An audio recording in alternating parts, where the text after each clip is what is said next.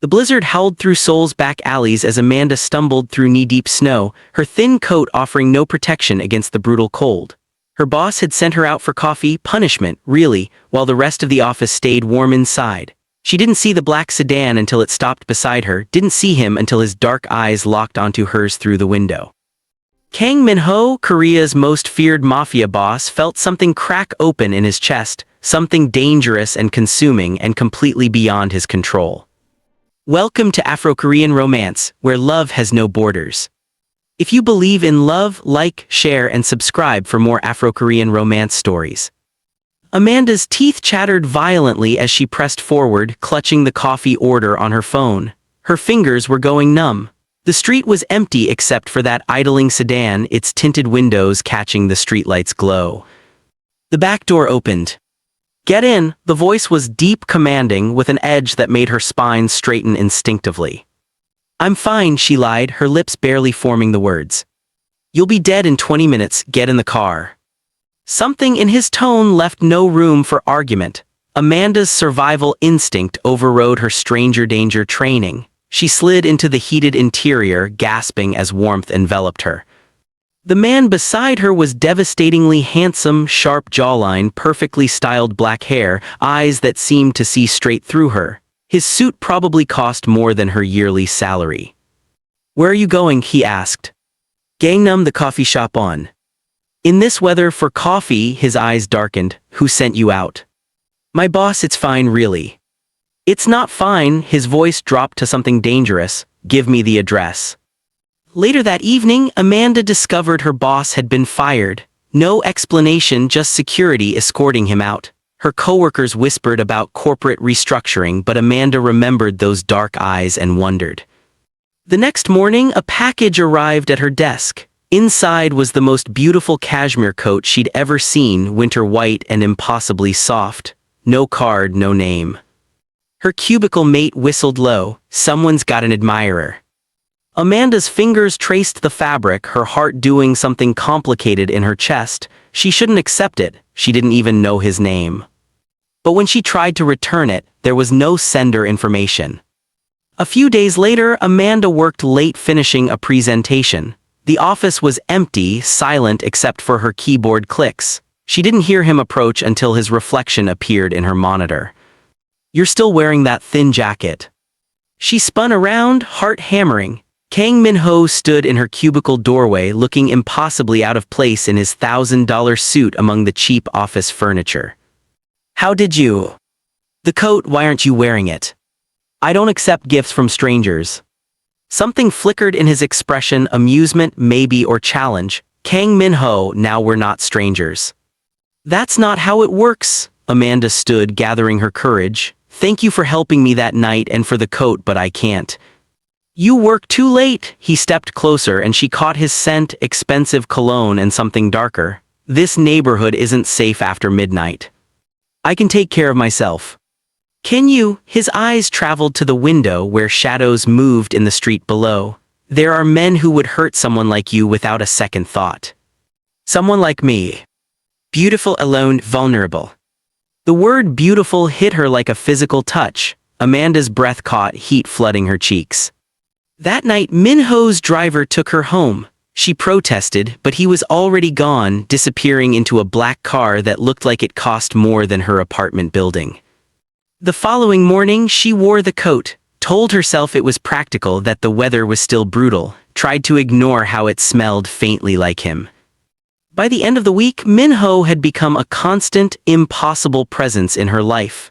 He appeared at the coffee shop she frequented, at the bookstore where she browsed on Saturdays, never intrusive, never demanding, just there like gravity. "Are you following me?" she finally asked over her latte.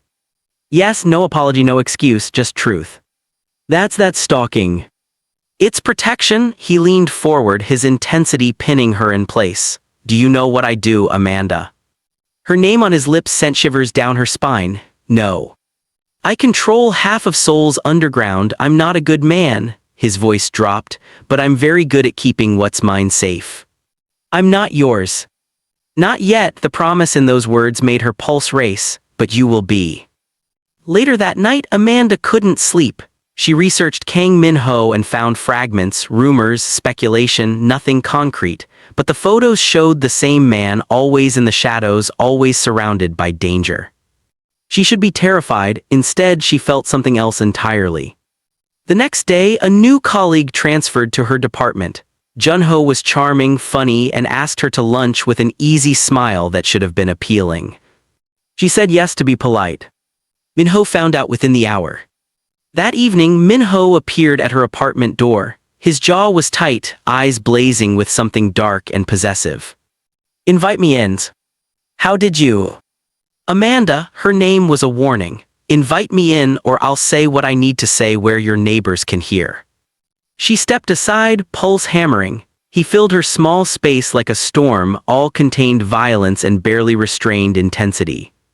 "Lunch," he said quietly, with Jun-ho. "You're spying on me." "I'm protecting you," he moved closer, backing her against the counter, "and I don't share." "You don't own me," but her voice came out breathless, weak. "Don't I?" His hand came up, fingers tracing her jawline with devastating gentleness. "Tell me you don't think about me, tell me you don't feel this." She couldn't, God help her, she couldn't lie. "He's just a colleague." "He wants you?" Min-ho's voice turned rough. "Every man who looks at you wants you, but you're mine, Amanda, mine to protect, mine to—" He stopped himself, jaw clenching. "Send him away." "No," the word surprised them both. "I won't let you control my life." Something dangerous flashed in his eyes, then he stepped back, creating space that felt like abandonment. "As you wish," his voice went cold, formal. "But when danger finds you, and it will, remember that I offered my protection." He left without another word. A few days later, everything fell apart. Amanda was working late again when the lights cut out. She fumbled for her phone, heart racing in the sudden darkness. Then hands grabbed her from behind. She screamed, fighting, but there were too many of them. A cloth pressed over her mouth and nose, and the world went hazy. Her last conscious thought was of Min-ho's warning. She woke in a warehouse. Wrists bound, head pounding. 3 men stood nearby, speaking in rapid Korean she couldn't follow. "She's awake," one said in English. "Call the boss." Terror clawed up her throat. "What do you want?" The leader smiled, cold and cruel. "Your bait, sweetheart. Kang Min-ho values you, now we'll see how much." Minutes crawled past like hours. Amanda's mind raced through escape scenarios, but the ropes were too tight, the men too vigilant. Then the warehouse door exploded inward. Min-ho entered like an avenging angel, flanked by a dozen men in black. His expression was murderous, eyes locked on her with an intensity that stole her breath. "Release her," his voice could have cut steel. "Now." "Or what?" the leader laughed, pressing a knife to Amanda's throat. "You'll kill us, we're dead anyway if we don't deliver." The gunshot cracked through the space, the leader dropped and chaos erupted.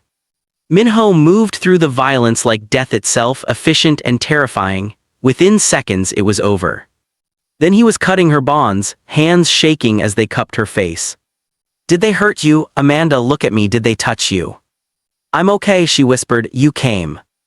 "Always." His thumb brushed her cheek and she realized she was crying.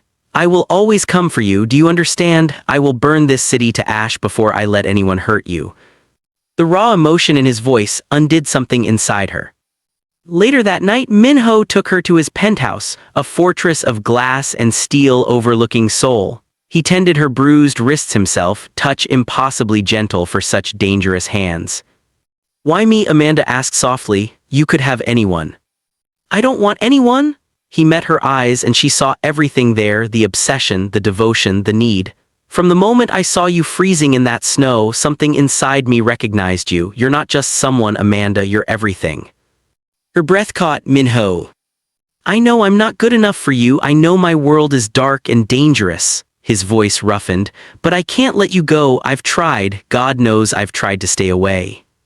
"Then stop trying," the words escaped before she could stop them. His eyes darkened. "You don't know what you're asking." "Show me." He kissed her then and the world caught fire. His hands were in her hair, hers clutching his shirt, pulling him closer. Years of loneliness and isolation melted under the heat of his touch. "Amanda," he breathed against her lips, "if we do this." "I know," she pulled him back down. "I know what you are, I'm choosing you anyway." Something broke loose in him then. He lifted her easily, carrying her through the penthouse while she wrapped herself around him, already addicted to his taste. The bedroom was dark and intimate, city lights painting patterns across his bed. He laid her down like she was precious, like she was everything. Mine, he whispered, and she felt the word in her bones. Yours. What followed was heat and connection and an intimacy that rewrote her understanding of desire. His touch was reverent and demanding, his whispered words in Korean like prayers against her skin. She came apart under his attention, then again, then lost count.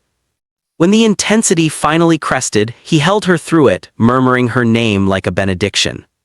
Afterward, wrapped in his arms with the city glowing below, Amanda felt safe for the first time in years. But dawn brought doubt. She woke alone in his massive bed, sunlight streaming through floor-to-ceiling windows. Panic seized her chest. What had she done? He was a mafia boss, dangerous and deadly, and she just... Amanda dressed quickly, quietly, heart-hammering. She needed space, needed to think without his overwhelming presence clouding her judgment. She made it to the elevator before his voice stopped her. Running, the single word carried oceans of hurt. She turned. Min-ho stood in his doorway, shirtless, expression devastated. I need time, she whispered. Last night was... A mistake, his jaw clenched. Is that what you're going to say? Overwhelming? Tears blurred her vision. You're overwhelming, Min-ho, your world, your intensity, everything. I can't think when you're near me. Then don't think. He moved closer and she retreated into the elevator. Amanda, please. I need space. The door started closing. I'm sorry. His expression as she disappeared broke her heart. The following morning, Amanda called in sick. She couldn't face the office, couldn't risk seeing him. Her apartment felt like a cage, but the outside world felt impossible.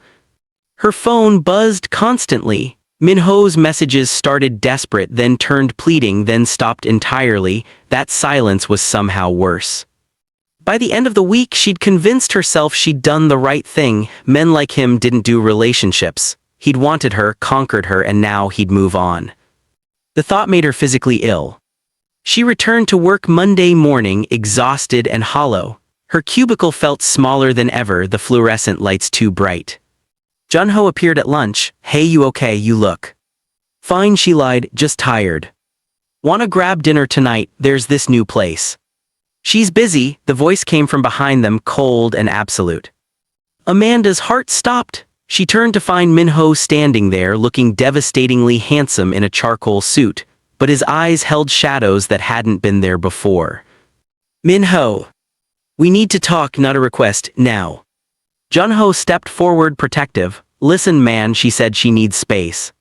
Min-ho's expression turned deadly. Leave before I make you. The threat wasn't empty. Jun-ho paled and retreated. Amanda found her voice. You can't just... Conference room, 3 minutes. He walked away, expecting obedience. She should refuse, should stand her ground. Instead, she followed.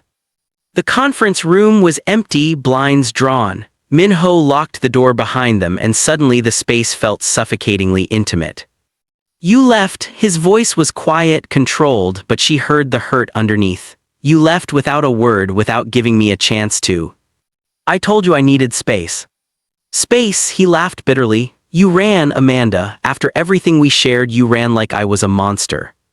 Aren't you? The words came out sharper than intended. You kill people, you control criminal empires. What am I supposed to do with that?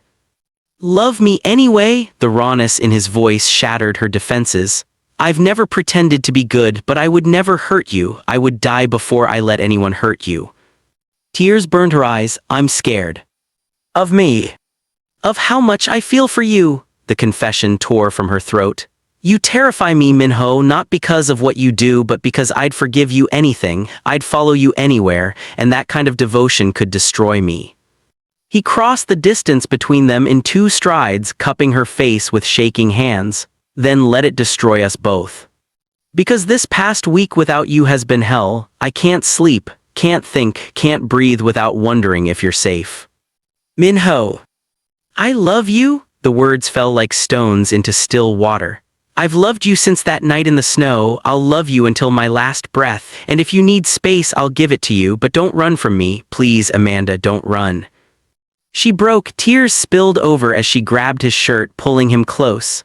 I love you too, God help me, I love you too. His kiss tasted like relief and desperation, like coming home. That evening, Min-ho took her to dinner at an exclusive restaurant overlooking the Han River. Every detail was perfect: the food, the wine, the private room with views that took her breath away. I need to tell you everything, he said quietly, about my world, about the risks. Okay. He explained his empire, his enemies, the constant danger, didn't sugarcoat or romanticize. By the end, Amanda understood exactly what loving him meant. I'm building something different, he continued. Legitimate businesses, clean operations, it'll take years, but I'm trying to leave that life behind, for you. Her heart clenched. Min-ho, you don't have to. I do. His intensity burned through her. Because I want forever with you, I want marriage and a home, and he stopped, jaw tightening. I want everything, Amanda, if you'll have me. She reached across the table, lacing her fingers with his. I'm terrified. Me too, he kissed her knuckles, but I'm more terrified of losing you. The next few weeks were blissful. Min-ho was attentive, protective, impossibly devoted. He showed up at her office with lunch, called her every night, made her feel like the center of his universe. But danger lurked at the edges. Later that month, Amanda noticed a car following her home. She didn't mention it to Min-ho, didn't want to worry him, probably nothing. But the car appeared again the next day, and the day after that. Finally, she texted Min-ho. Within 10 minutes, his security team surrounded her building. Why didn't you tell me immediately? His voice was tight with controlled fury when he arrived. I didn't want to overreact. Overreact? He pulled her into his arms, trembling. Amanda, these people don't make idle threats. If they're watching you, they're planning something. Fear coiled in her stomach. Who? Rivals, enemies, his jaw clenched. People who want to hurt me by hurting you. That night, Min-ho insisted she stay at his penthouse. She agreed, too shaken to argue. A few days later, the threats escalated. Someone left a photo at her office, her and Min-ho together with a red X through her face. Min-ho's rage was cold and terrible. He made calls in rapid Korean, his organization mobilizing like a military operation. I'm sending you away, he said finally, somewhere safe until. No, Amanda stood firm. I won't hide while you fight my battles. This isn't a battle, it's war, his eyes blazed, and I won't risk you. Then we're at an impasse, she crossed her arms, because I'm not leaving you. Something shifted in his expression, pride maybe mixed with exasperation. You're the most stubborn woman I've ever met. You love it. I love you, he pulled her close, forehead resting against hers, which is why I'm terrified of failing you. The following evening, everything exploded. Amanda was leaving Min-ho's penthouse to grab takeout from downstairs when men grabbed her in the parking garage. She fought, screaming, but they were prepared this time. A van chloroformed darkness. She woke in a basement, wrists chained to a pipe, her head throbbed, vision swimming. Finally awake, a man emerged from the shadows, middle-aged, scarred, with eyes that promised cruelty. Kang Min-ho's little pet. Terror seized her throat. What do you want? Revenge, he smiled coldly. He killed my brother, destroyed my operation, now I'll destroy what he loves most. He'll come for me, Amanda's voice shook but held firm, and when he does. Let him come, the man laughed, I'm counting on it. Hours passed, maybe days, time blurred in the darkness. They didn't hurt her, but the psychological torture was effective. Every creak, every footstep made her flinch. Then she heard it, gunfire, shouting, chaos. The basement door exploded inward. Min-ho descended the stairs like death incarnate, gun in hand, expression murderous. Behind him, his men secured the perimeter. Amanda, he was at her side instantly, breaking the chains with his bare hands. God, Amanda, I'm sorry, I'm so sorry. You came, she collapsed against him, sobbing, I knew you'd come. Always, his voice broke, I will always come for you. The man who'd taken her tried to run. Min-ho's shot dropped him before he reached the door. That was for touching her, Min-ho said coldly. Then he turned back to Amanda, scooping her into his arms. Let's go home, beautiful, let's go home. Later that week, after she'd recovered from the ordeal, Min-ho took her to his private estate outside Seoul. The property was massive, beautiful, with gardens that stretched toward mountains. "I bought this for us," he said quietly, "for our future, if you'll still have me after everything." Amanda silenced him with a kiss. "Stop, you saved me, you've protected me from the beginning." "I failed you," his voice roughened. "You were taken because of me." "And saved because of you." She cupped his face, forcing him to meet her eyes. "I choose you, Min-ho, all of you, the danger, the intensity, the love, I choose us." Something in him broke open. He kissed her desperately, pouring everything into it, the fear, the relief, the overwhelming love. "Marry me?" The words tumbled out between kisses. "I know it's fast, I know it's crazy, but marry me. Let me spend the rest of my life protecting you, loving you, giving you everything you deserve." "Yes," she laughed through tears. "Yes, yes, yes." The following morning, Min-ho surprised her with a ring, a stunning diamond that caught the light like captured stars. He slipped it on her finger at sunrise, overlooking the gardens. "I had this made the day after we met," he admitted. "I knew, even then, you were meant to be mine." Amanda's heart swelled impossibly. "I love you." "I love you more," he pulled her close, "and I'll prove it every day for the rest of our lives." By the end of the month, Min-ho had neutralized his remaining enemies. His transition to legitimate business accelerated, partly to ensure Amanda's safety, partly because she inspired him to be better. They married quietly in a private ceremony, just close friends and family. Amanda wore white, Min-ho wore a suit that made her forget how to breathe, and their vows were simple but devastating. "You saved me," he whispered against her lips after the officiant pronounced them married. "In every way a person can be saved." The reception was beautiful, but they slipped away early, eager for privacy. Min-ho carried her over the threshold of their estate, and Amanda laughed with pure joy. "Mrs. Kang," he murmured, setting her down, "how does it feel?" "Perfect," she pulled him close. "Everything feels perfect." That night was heat and tenderness, passion and laughter. They'd survived danger and doubt, fear and separation. Now they had forever. A few months later, Amanda stood in their master bathroom, hands shaking as she stared at the positive pregnancy test. Min-ho found her there, immediately reading her expression. "What's wrong?"